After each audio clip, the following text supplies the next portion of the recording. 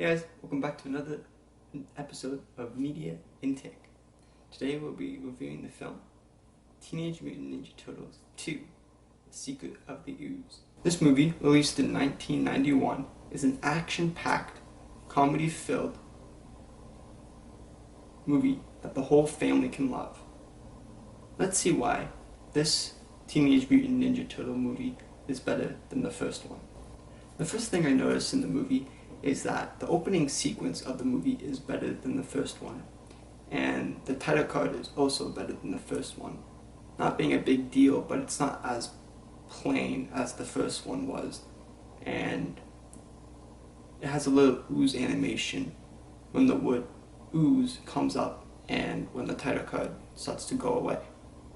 Another pro here is that the movie cuts down on the use of the turtles' weapons, making the movie more kid-friendly. Now this isn't a bad thing. This is just the movie making a mold for themselves to make the future movies better. Am I blind here, or is Michelangelo's head different from everybody else's? I feel like this is a pro because all the turtles in the first one had the same head and they all looked the same. Even to the shells. The only difference was the color of their bandana, and now Raphael's shell is all cut up. Michelangelo has a different head, and I think it just adds more differences between the turtles, rather than them just having different colored bandanas and what weapons they use. Even Raphael's shell is cut up in the back, making the shells even different and even building Raphael's character as the rather fight and strategy type of person just by showing it in his costume. And that really builds character, and that really puts more effort into this film than they did in the last film. The character building goes on with the turtles leaving their stuff around in April's apartment. That really shows what the turtles do in their free time. I really like this scene where they show that Shredder's still alive, with his hand kind of coming out of the garbage in the landfill. Now let's get on to the cons. The first con I have with the film is that Kino is kind of a forgettable character. Right when writing the script, I even had to look up what that character's name was, because he's very forgettable. He really only has 3 scenes in the movie. He has the opening scene. He has 4 scenes, actually. He has the opening scene. He has the finding out the turtles and where they live. He has the infiltrating Shredder's base, the foot soldiers' new base at the scrapyard, and for the final scene in the club. And they're all forgettable except the intro scene where his name's mentioned once. Comment down below if that's correct. They only mention his name once in the intro, and that's when the pizza guy says, "Hey Kino, we got the April O'Neil chick just ordered more pizzas." And then we don't hear his name again for another 20 minutes. So he's a pretty forgettable character, and that's a pretty bad thing in movies, is having forgettable characters. This next con is a little bit of a spoiler in the midsection of the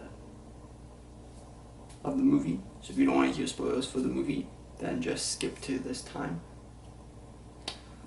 Or somewhere this time, wherever I put it on the screen. Skip to that time that you see on the screen right now. But the spoiler is that the turtles are going to save Raphael, and there's a big net on the ground, but the turtles seem to not see it because they're talking and they're saying ooh, this seems a little bit too easy. But at the end of the day, they walk into this big, massive net on the ground, and it's on a crane too, and someone's operating the crane. So I think it's just for plot convenience. But I thought that was a con. But, like, it's a big, massive net. I mean, maybe there was like,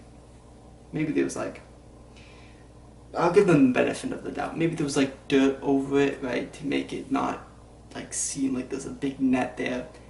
But it's above a big, massive crane, and they should see the crane. And you know, something's like, oh wow, so there's a wire here. There's like wires there. So maybe there's like a net, especially from Donatello. I would think that he would notice that. Like, there's some wires here, like, wait guys, there's wires here, there's someone in like that, you know. But you know, it's for plot convenience and to get them into a fight with Tuco and Raza.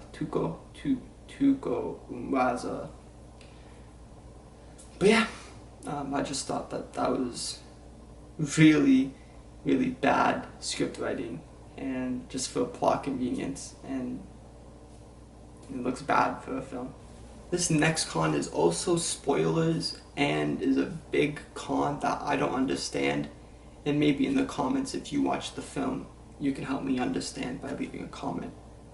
But when they were making the antidote to reduce, like, de-evolve Toka and Raza, and the scientists put it in ice cubes.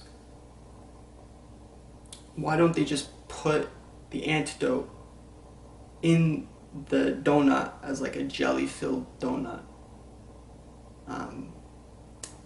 I think that's just bad script writing. I don't think the script writers know what a jelly-filled donut is. And if you ask me if Toka and Raza bit into the donut and it had jelly in it, they would just think it's jelly-filled donuts. Instead of them finding out that there's ice cubes in the donuts. That usually there's not ice cubes in donuts, right? Like, who puts ice cubes in donuts? They just think it's a jelly-filled donut and they enjoy it. Maybe they would have got more antidote. Maybe they would have ate more donuts before they realized that, oh, this is not good to eat. I don't feel too good. Type of thing, right? So I think that's just bad script writing, and it's a pretty big con for this movie. So the last con I have with this film is that when Shredder drinks the ooze, he gets more armor, he gets bigger, and you know, we saw that the turtles got bigger, had to take them like hours, right, days. But for Shredder, for plot convenience, he drinks the ooze and he goes boop, boop, boop, boop, and he's just massive in like seconds. Which is a big con, and what you gonna do? Bad script writing yet again. Congratulations. Get better scripts. Just get better people to write better scripts. That's all you have to do. Let's move on to the comments I have about this film. The first comment I have is, thank God that this lady was not a Karen and she didn't call the police on Toka and Raza. They were just having fun and she's not a Karen. So, thank you, God. Thank you. Don't be a Karen. Old wise music plays in the background when Splinter is talking. Kind of a cliche, but helps you realize that this character is old, wise, and knows what he's talking about. So you should listen. Respect your elders, except if they're, you know, Karens. And that was Teenage Mutant Ninja Turtles 2, The Secret of the Ooze. I give it a 7 out of 10. Now this is probably like the bottom of 7 that I'm willing to go. It's a good film that I would watch again with kids my kids, younger kids in general, because I'm not the audience, but I still enjoyed it. I still have a little bit of kid left in me, okay? I'm not a full adult just yet. But if I was a kid, if I was the audience, I think I would give this a 10, a solid 9 if I was a kid. So I definitely recommend this to younger audiences, to children, to kids, to families that just want to have something to watch. You can find it on Netflix, that's why I watched it. And yeah, thank you guys for watching. And remember to just keep swimming. Stay awesome, guys, and I'll see you in the next one.